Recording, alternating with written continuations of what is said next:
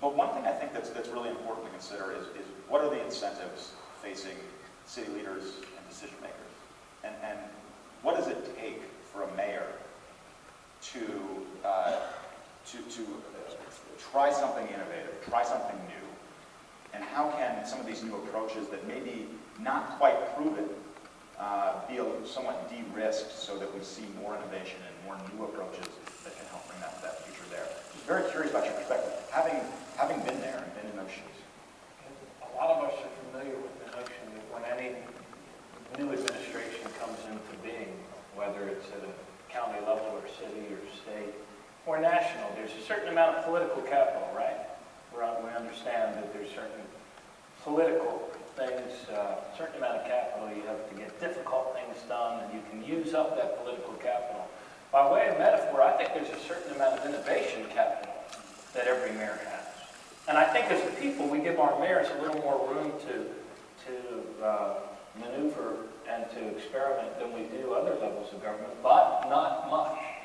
I mean, in Silicon Valley, they love to promote the culture of we were the first ever to try this sort of thing.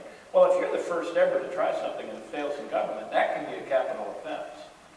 People don't forgive that. What do you mean? You tried something that had never been tried before with my tax dollars, and it didn't work? So that's why the adage that we all want to be the best at doing something second. Many times I would sit and listen to vendors or other people, whether it's a U.S. Conference of Mayors meetings or National Governors Association. I bet every other mayor was the same way. After about 5 minutes into the pitch, we all want to ask the question, where have you already done this that it's working?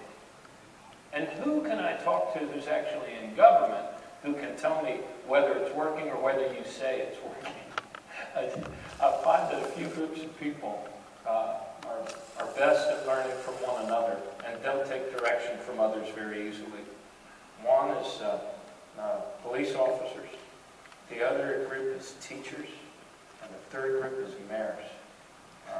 But they all three learn from others, and they have a shorthand that can allow them to de-risk things once they've seen and can talk to the people where it's worked someplace else. Let me jump in for a second, because that's a good point. So one of the challenges that I'm trying to figure out, you're not asking for this, is how can the government best do research and development? It's a general question, but I think I want to get a little more specific, because if you look at kind of the evolution of government on data, it started in 1945,